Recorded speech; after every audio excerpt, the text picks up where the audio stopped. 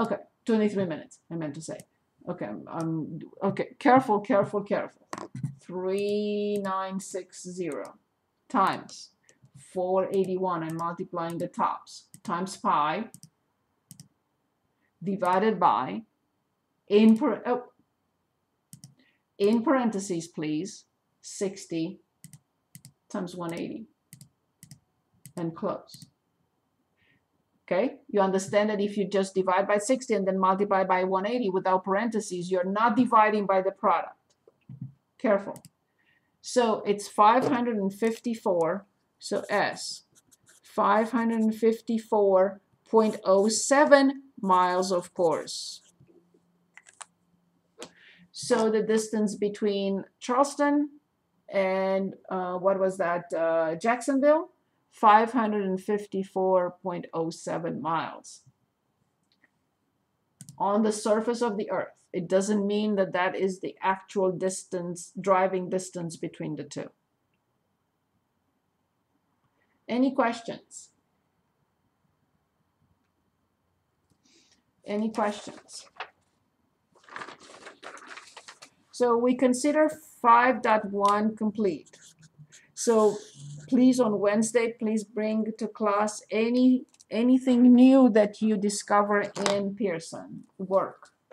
So we can, if you have any difficulties, so we can work on it together.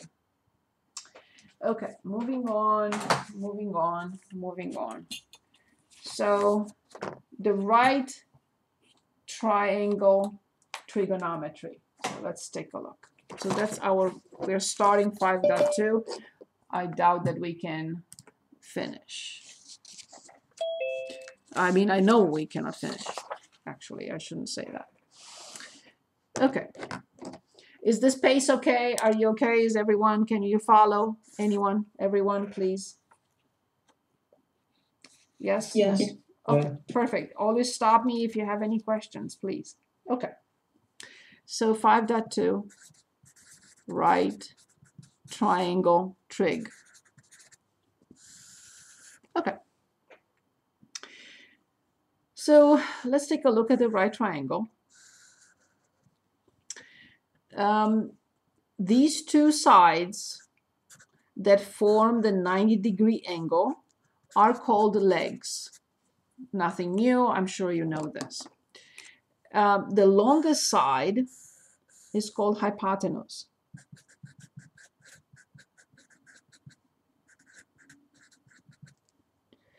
I put an H in there for no reason. Hypotenuse. Okay. Okay. So these are the so-called acute angles. The acute angles. So also, angle theta has an opposite side. So angle theta has an opposite side, and it also has something called adjacent side.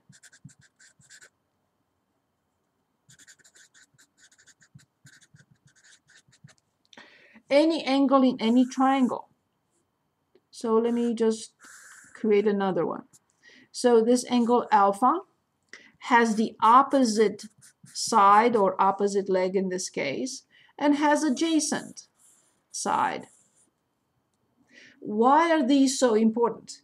Because we are going to connect them to trigonometric functions in a minute.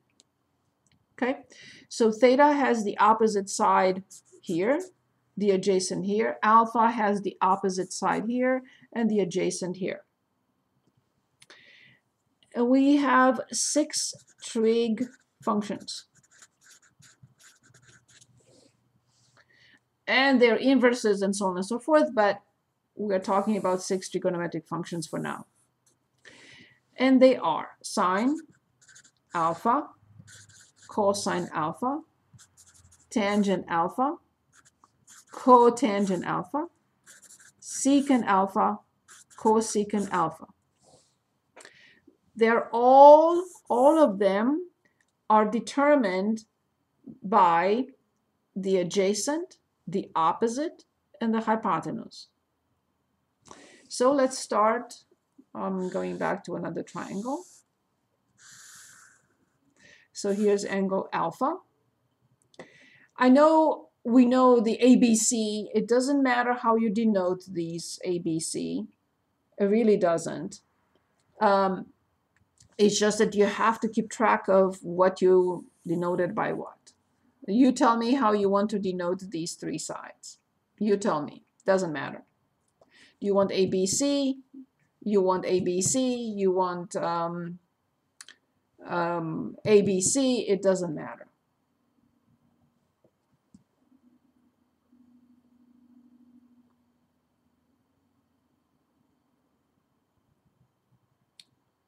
Any suggestions? Or I will denote them. Okay, A, B, and C.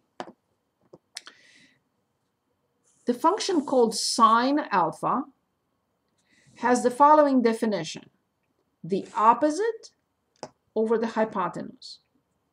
So sine alpha, of course, this is the 90-degree angle, or pi over 2, of course. So sine alpha is the opposite leg, or the opposite side, which is A in this case, divided by the hypotenuse. Always opposite over the hypotenuse. Cosine is always the adjacent over the hypotenuse. C divided by B. And notice something very interesting.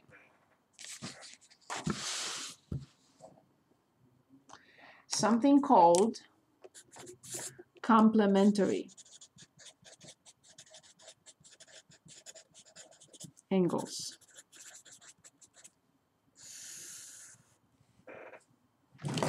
And also complementary angles and complementary functions. Okay. If I want to determine for this angle, I'm going to call it beta. If I want to determine sine beta, notice that sine beta is C over B, which is the same with cosine alpha. But what is beta? It's 90 degrees minus alpha. How do I know? Okay, let me draw it here one more time because I need more space. So here's our alpha, here's our beta, here's the 90-degree angle. The sum of these two, alpha plus beta, has to equal pi over 2 or 90 degrees. How do I know? Because the sum of all angles in a triangle is how much?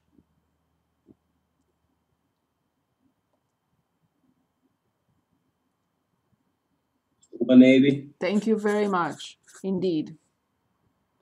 So then 180 plus 90 plus 90 has to equal 180.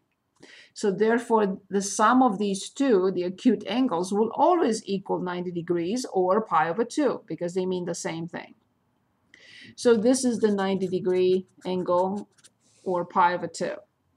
So notice what happens. So let me use the same notation. What did I say? So it's ABC. Okay.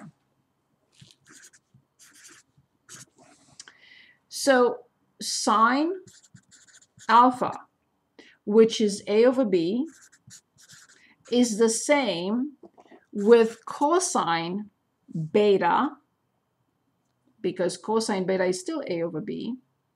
But instead of writing beta, I'm going to write 90 degrees minus alpha, because that's what beta is, 90 degrees minus alpha.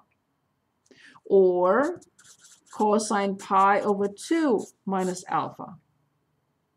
This is a very important property.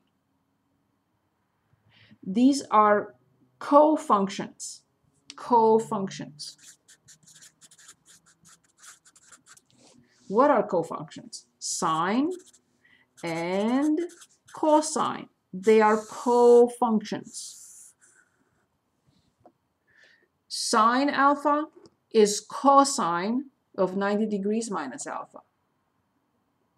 or cosine pi over 2 minus alpha. These are co-functions.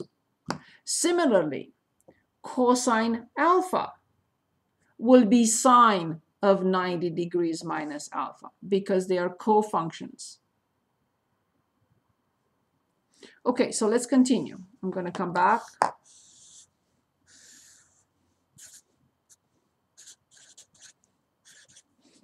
And we had A, B, and C. So we defined sine as opposite over the hypotenuse, and we defined cosine as adjacent over the hypotenuse. Now, let's talk about tangent and cotangent. They are also co-functions. Tangent is the co-function of cotangent. Cotangent is the co-function of tangent. So they have the same relationship, like sine and cosine. What is tangent, first of all? Tangent is the opposite over the adjacent. It does not involve the hypotenuse. Tangent of alpha, tangent alpha, is the opposite over the adjacent, A divided by C. Cotangent is the reverse, is the adjacent over the opposite. That's why we know a relationship between these two. Tangent equals 1 over cotangent, or cotangent equals 1 over tangent.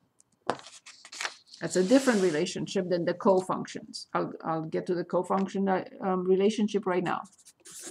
So please remember, tangent alpha equals 1 over cotangent alpha. This is called a trig identity. Trig identity. The reverse is also true. Cotangent alpha equals 1 over tangent alpha. Also, if we want to show the cofunction property, very simple, like we just did with sine and cosine, identical situation, tangent alpha equals cotangent pi over 2 minus alpha. And the reverse is true.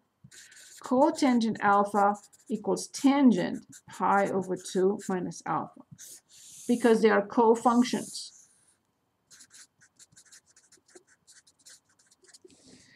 Tangent and cotangent are co-functions. And this is a trig identity. Okay, we're going to look at a few examples. However, I just wanted to discuss the last two. Okay, so let's discuss the last two. Alpha, A, B, C, 90 degrees. So we want to look at secant alpha and cosecant alpha. Of course, they are in the same relationship, meaning they are co-functions, secant and cosecant. Exactly the same. Secant alpha will be cosecant of pi over 2 minus alpha and vice versa. But first of all, let's define them. Now, secant, another trig identity, is 1 over cosine, meaning if cosine, as we know, is the adjacent over the hypotenuse, the reverse is true for secant. It will be B over C, because it's 1 over cosine. If the function starts with S, 1 over starts with C. If this function starts with C, the other one is 1 over sine. How do I remember this? It's the multiplicative inverse of sine. What was sine? A over B. What can this be? It must be B over A. So these are, again, other trig identities. We have to remember that secant is 1 over cosine, and cosecant is 1 over sine. And they, as I said, they go through the same properties. Now, we have three more identities that are extremely important.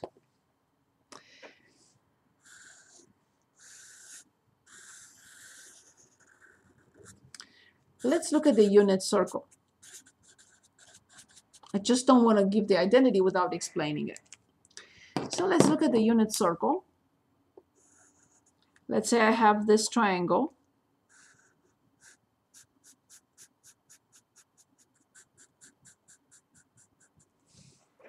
I'm going to take it out of there, but I want you to understand where it is, right?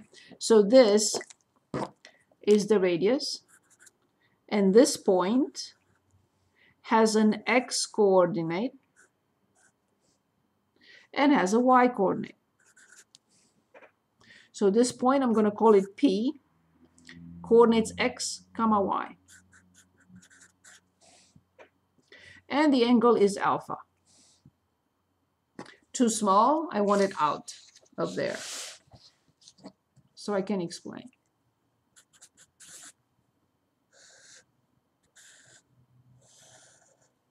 So this is 1.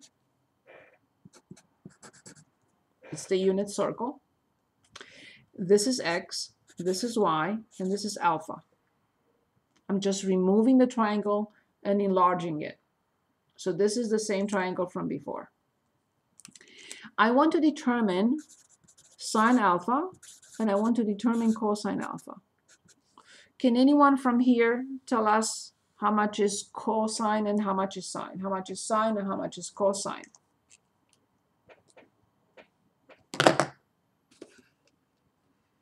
So this is the angle. And remember the definition? Sine should be isn't it just y? Exactly. I want to write it for now y over 1, and it's y. Excellent. Thank you. What about cosine? Remember the definition?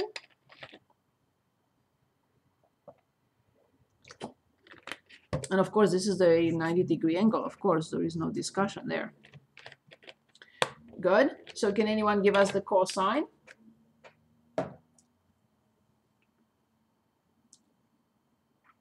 X over 1. Thank you. This must be Charles. Thank you, Charles. Okay, very good. So we also know something called the Pythagorean theorem in a right triangle. So can anyone give us the Pythagorean theorem here with what you see? A squared out. Yes. X squared plus y squared equals 1 squared. Excellent. Of 1. Excellent. But I know that x is cosine. And I know that y is sine. So that's how we get the most important trig identity to be remembered forever. Sine squared plus cosine squared equals 1. How come? From here. It's part of the unit circle. The radius is 1. This point up here has coordinates x comma y, meaning this is the x, this is the y. There is a right angle here. We determined that sine alpha is the opposite over the hypotenuse. We determined that cosine alpha is the adjacent over the hypotenuse, which means that cosine alpha can be replaced by x or vice versa. Sine can be replaced by y. Therefore, I have y squared, which is sine squared, because I wanted to put in the correct order, plus x squared, which is cosine squared, equals 1. Two more are coming from this identity. How come? What am I trying to do? I am going to divide both sides by sine squared. What do we get? Sine squared over sine squared is?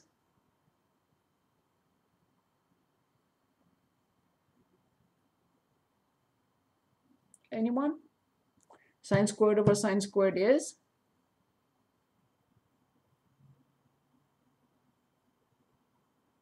Please? Sine squared over sine squared. I'm dividing both sides by sine squared. First, sine squared over sine squared is? Say it again. Thank you. Plus cosine squared over sine squared. What function will that be? Cosine over sine. I didn't say it. So we have tangent x is sine x over cosine x. Cotangent x is cosine x over sine x. Two other important identities. So then cosine squared over sine squared, cosine squared over sine squared will be cotangent squared. 1. What does it say after tan x? Sin. S-I-N. S-I-N, sorry. Sine over cosine. Cotangent is cosine over sine, because cotangent is 1 over tangent. Tangent is sine over cosine, and cosine over sine is cotangent. So, sine squared over sine squared is 1 plus cosine squared over sine squared. Cosine squared over sine squared is cotangent squared. Finally, 1 over sine squared. This one we did talk about. 1 over sine squared is cosecant squared.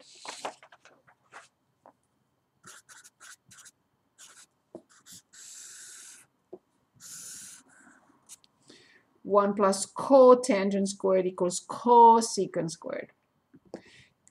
I promised 2. And then one more and I stop. I am with my time. As I said, only my... Okay, I have to stop. Just this one. I promise. This is it for tonight. So now we are going to divide both sides by cosine squared of the same equation. So I'm going to write it here again. So now I'm dividing both sides of this by cosine squared. Sine squared over cosine squared. Now we know this is tangent squared. Plus cosine squared over cosine squared is 1. 1 over cosine squared. Could you go back to that put that last page back on top so I can see how that connects again? I'm sorry, I got a little bit lost. No, this is a totally different one. That's why I copied it again here. Okay, I'm sorry. That's okay. So now the same relationship, the same basic identity, the most important one, we are dividing it this time both sides by cosine squared in order to obtain the third one. So this is number 1. I'm going to call it A. This is number 2. I'm going to call it B. And this is number 3. I'm going to call it C. These two, B and C, they both come from sine squared plus cosine squared equals 1. How do I obtain B? Dividing both sides by sine squared. How did I obtain C? I divided the initial one, the most important trig identity, by both sides by cosine squared. This over this is tangent squared. This over this is 1. This over this is this.